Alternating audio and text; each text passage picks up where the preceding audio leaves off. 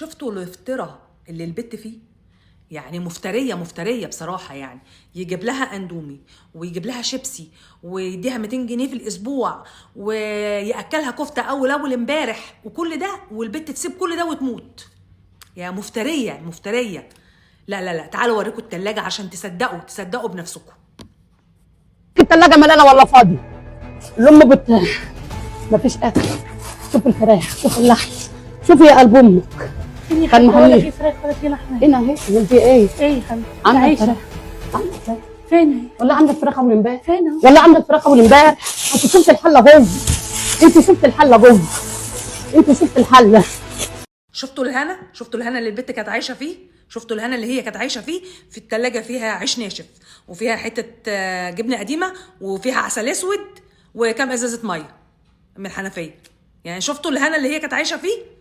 وتسيب كل ده وتموت. وبعدين هو يعني عمل لها ايه؟ كان موتها ازاي يعني؟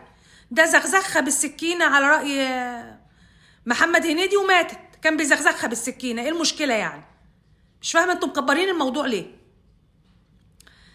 يعني بجد الناس دي تنفع تمثل وتخرج. تنفع تمثل او تخرج مع خالد يوسف. تنفع تخرج مع خالد يوسف، تعمل لها فيلم كده من تأليفها واخراجها. يعني وليا وشها كله كذب وافتراء. يعني ده حالها بعد ابنها ما اتسجن والبت ماتت. امال دي كانت قبل ما ابنها يعمل المصيبه السوداء ديت وقبل البت ما تموت كانت بتعمل معاها ايه؟ انا لو عندي قطه مش هستأمنها عند الناس دي. انا لو عندي قطه بربيها مش هستأمنها عند الناس دي.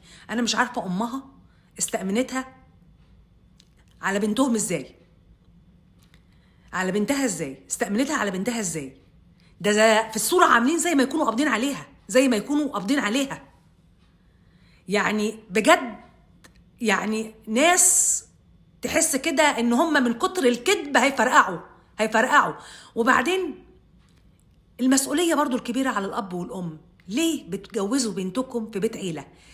ليه ما بتسألوش على الشخص اللي هيتجوز بنتكم؟ يعني ده كان بيتنيل يشرب مخدرات ولا أي زفت على دماغه وفي الآخر عمل مصيبة. يعني اسألوا على العريس اللي جاي يتقدم ببنتكم. ما ترموش بنتكم في بيت عيلة. ما ترميش بنتك في بيت عيلة.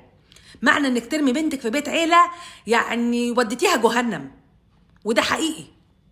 يعني سليمان الحكيم كان بيقول ايه؟ السكنة في زاوية السطح افضل من امرأة مخاصمة وبيت مشترك. يعني انا اقعد فوق سطوح وما اقعدش في بيت مشترك مع حد. شفتوا بقى؟ ولما بنتك تجيلك غضبانة وزعلانة وتقول لك ضربني، ما تروحيهاش، ما تقوليلهاش عيشي. ان شاء الله ما عاشت ما تقوليلهاش عيشي. ولو عايزين تخلصوا منها علشان تشوفوا اخواتها اللي بعدها يبقى تخلفوا على قدكم. مش تجيبوا وترموا. انتوا كده جبتوا ورميتوا. انا مش متحاملة عليكم، بس انتم اكبر سبب للي حصل للبنت دي.